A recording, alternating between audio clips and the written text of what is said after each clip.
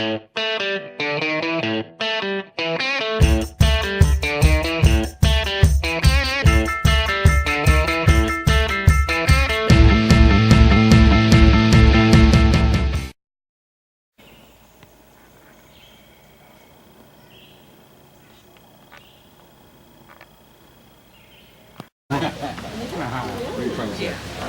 said it. You opposed?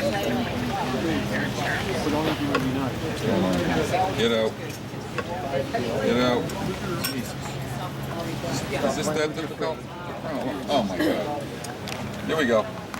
Thanks so much for being here. This is our 9th annual.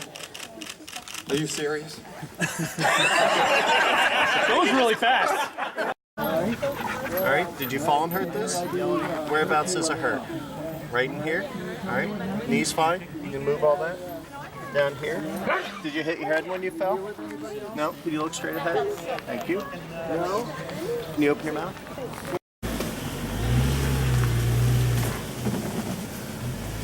All right, so. Hey, I'm Mark Clem for another edition of Meet the Members of the National Ski Patrol. And as we said before, when we came back in the summer, it's going to be called When the Snow Melts. We're up here in Maine.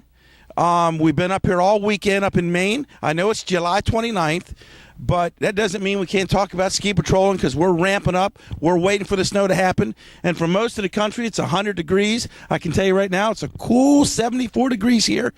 But again, we're up in Harrison, Maine at a thing they called the Certified Boot Camp. It's been going on for 9 years. And I tell you, folks, if you have any interest in developing your ski patrol skills, you got to be here in Harrison, Maine next year at Hurricane Cove in Harrison, Maine on John Kane's property and go through this because there is a wealth of talent here. You can have a lot of fun. We're doing scenarios. We're doing some scenarios that I didn't think you could happen. I figured you just let the guy there and die and come back the other day. But with that said, we're here with a new good friend of mine. I met him a few months ago in Albany, New York. He should have been my friend for a long time, but I don't know why you haven't. But Dave Walker, he's on the National Ski Patrol Board of Directors, and he skis at Wachusett Ski Resort in Massachusetts. And Dave, I know it's still summer. I know it's the middle of summer, but you guys got 100 patrollers here, 20 or so, 30 instructors. And how do you get that many people to come out and start thinking about patrol when we're standing by a lake in the summer in Maine? Wouldn't you like to be on a lake in the summer in Maine? It's absolutely perfect, Mark. Are you kidding me? It doesn't get any better than this. These people are here to have a good time.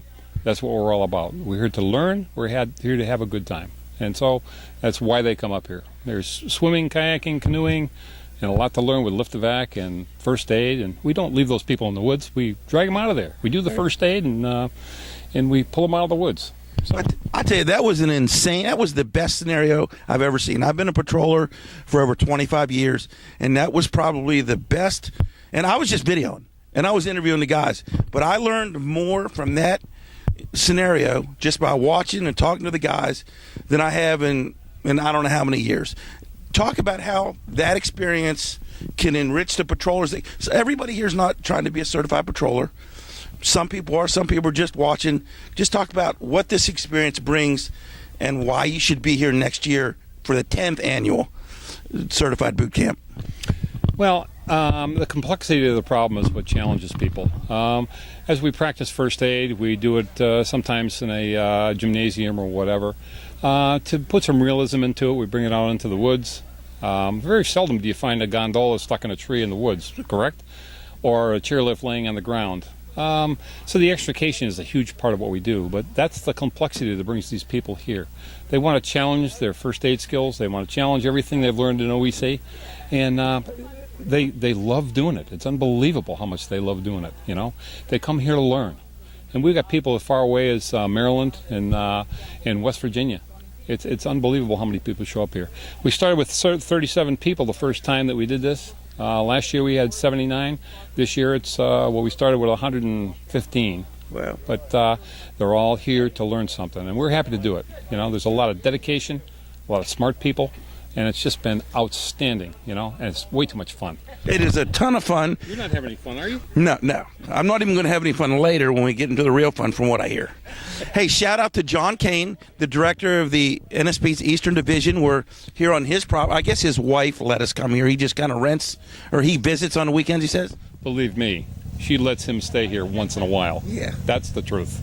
And also a big shout out to Killington Resort, our good buddies down the road, and we'll be there for the World Cup again this year, for letting us borrow or have or steal or whatever a gondola and a chair to put it in the woods, a quarter mile in the woods, to make it as authentic as possible.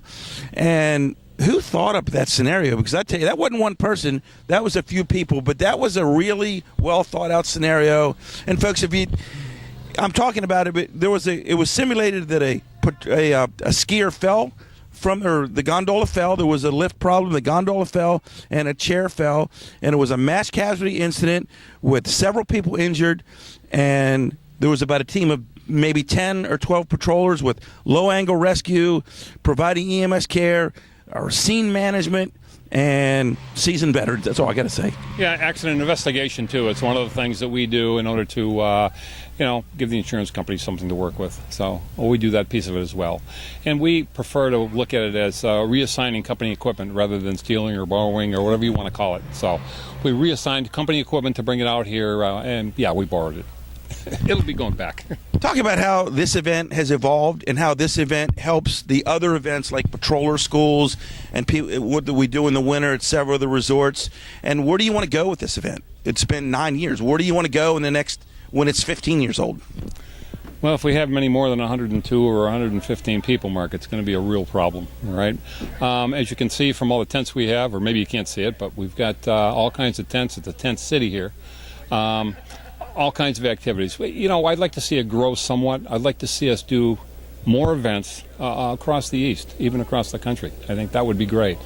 But you see the enthusiasm that all of the patrollers show. It's just incredible how much they like to party. They like to learn. It's just incredible. I love these people. They're just amazing. Folks, again, you may not have ambitions to be a certified patroller. You may just want to come up and enhance your skills. Heck, you may not even be a patroller yet, but we are thinking, wow, I could be a member of the National Ski Patrol. All you have to do is call my guys like Dave Walker here, or call your local mountain. Try to catch up with your patrol director. I know it's July, so if you can't catch up with him, just log on to www.nsp.org, and the folks at the national office will gladly steer you in the right direction. Now, Dave, we didn't come up here to just party and have fun. We're gearing up for ski season. Can't wait. I have my knee operated on. It's back to good. When I got out of the car here, John told me you could see Mount Washington way over there, and I'm ready to ski. How about you? Well, I am too. But you know what happened here? He says we had a party and a training session broke out. And that's just the way it is. I heard that. Just talk to me. Let's just jump back. How long have you been patrolling? And you take patrolling to a way other level, being involved with the board of directors in the national office and leadership within your patrol. But who pushed you over the brink? How did you get started into the game here? And what drives you year after year to come out and keep patrolling? Well, it's my 43rd year coming up, and what drives me is all the enthusiasm I get from these people and all the friends I've made. I got a new friend today standing in front of me here, and that's what's nice about it, you know. I can travel all over the East and ski almost anywhere. I don't care if I pay for it or not. That doesn't make any difference to me, but I always have friends to ski with. That's probably the best part of the whole thing, you know. I get treated really well no matter where I go. I love to train. I don't care if it's cold or 80 degrees in the summer. It all works for me. So it's just a lot of fun, you know. Talk about your responsibilities as a member of the board of directors, and I know you have a huge project right now. We're trying to get everybody to vote with the upcoming election for the board of directors, and you're taking on the vaunted task of getting people. You're not necessarily telling me who to vote for. You're just making everybody aware. But I think the message for you is go out and vote. Take the time to look at the representatives and vote. Get out there and do it. Well, there are many patrollers out there that just don't think that their vote matters, and that's the biggest problem. So everybody that's out there should vote. It should make a difference to them. It does, because what we do at the national board, at the national office, makes a difference to everybody. If we make decisions that you don't like, if you don't vote, then you don't have a say in who's there and who's making your decisions for you. There's 13 of us on the board, and they need to be free-thinking people that are willing to listen and negotiate and come up with the best solution for the problems that we deal with every day. John, every year when the election, every time the election comes up, people say, well, how do you vote? Well, folks, we got a brand new website out there. It was a little difficult to get it kicked off, but I think we've gotten a lot of the bugs worked out. So, Dave, how do you vote? How do you get one of your favorite people who wants to be on the board of directors? How do they get those people into the board? Well, www.nsp.org, okay? Go to Member Services. You have to log in using your username and password. And from there, there's a big button that says Vote Now. And actually, it doesn't start until October 15th. So October 15th to December 1st. All right, it's that easy. The list of candidates will come up. You put a check mark next to their name, push enter, and away you go. It's that easy. I don't know about you, but now I had a little difficult time getting on the website when it kicked off the new one last year, and I called a couple people, but you made it sound like I might not have been very smart. I figured out how to log in, register for the NSP, so I was on a patrol, and I registered for my OEC refresher, so registering to vote's got to be simple. Well, we've worked out some bugs that we had in the system. We have a new system that we installed a couple of years ago, and we're working consistently to try and work out those bugs. And it's getting much better every year. And this year, the bugs should be out. It should be much easier to vote. It shouldn't give people the issues they've had in the past. And all we're asking people to do is to give it a shot, try it, and again, it should be easy. Okay, folks, by tomorrow, I think I should be trained up and ready to go. I got my skis waxed up at home. My ski rack never goes off. My truck is ready to go skiing all the time. I've never been to Wachusett, Massachusetts. Now, I know you're going to say, what do you mean? Then you haven't been skiing yet. Tell me about your home mountain. Why should I come there, and why should the folks out there come to Wachusett and have a great day on snow? Well, it's a little big mountain. There's about 15 million people within an hour's drive of Wachusett. So all Bostonians, right? No, there's people from Providence, Rhode Island, and Hartford, Connecticut, and from all over that section of the country. At any rate, it's a beautiful little place. Great base lodge, some good skiing. They spend a lot of time making snow.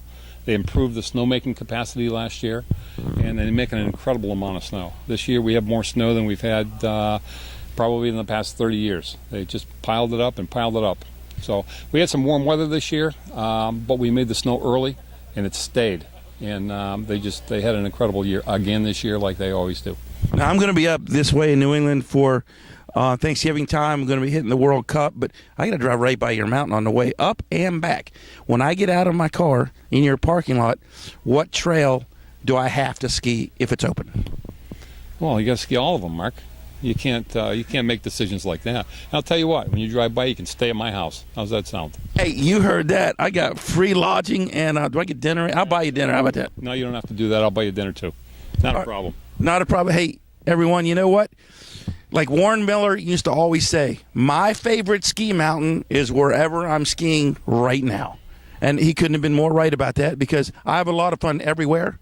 Again, you've been watching another edition of Meet the Members of the National Ski Patrol, and was brought to you by Matt G. Digital Consulting. My guy Matt takes care of all the editing, the production, and also my guy Sean Augustine down in Annapolis, Maryland for Snow Pro Tees. And without those guys, we couldn't do what we do, and we're trying to make it a step better this year. I know we're in the summer, and I know the snow has melted, but in a few months, it'll be back up there. I'll have my skis waxed and ready to go. Again, Dave, I appreciate you coming on with me. We got one more day of training, and then I think I'm ready to go. How about you? Oh, yeah, I'll be ready to sit at the beach down here and take a swim. All right, thanks a lot. Catch you later, guys. See you next time. Okay, so we're going to stabilize your hip area, okay? And then we're going to get you out. You're going to feel me putting this foam in between your legs. Your goal is to try not to move, okay? We're going to have you just lay still.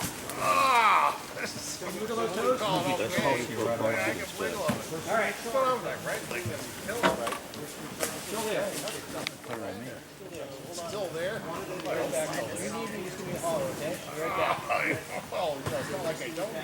Abby? Okay. I'm going to be yelling over to you a couple times. Make sure you're still with us. I almost would rather use that blanket, or we can roll it. Abby?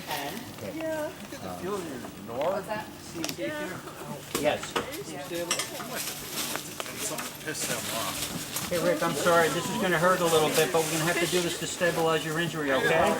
Stabilize that area so there's no movement, relative movement inside of the ring. So we're putting on what's called a pelvic binder. And what that'll do is, that'll package up that whole pelvic area so it reduces any relative motion in there. Okay? Okay. On the side, what happens there with a girth hitch like that, we do the same thing on the other side. When you have yourself a harness, you click in, you're safe, I'm safe. Yeah, we'd like them at the Go in together, right? same length.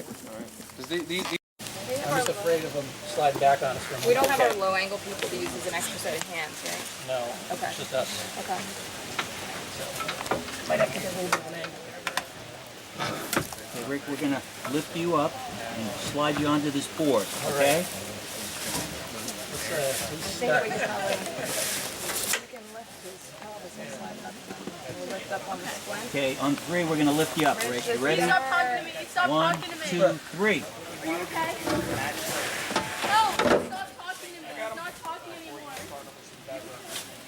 All right, we're gonna have to back up a little bit. Yeah, back that up. He's not talking anymore. A little more.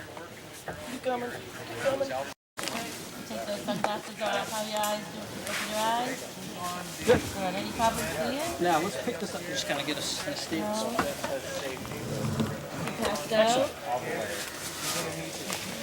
All right. Not hurting at all? Anything hurt back here?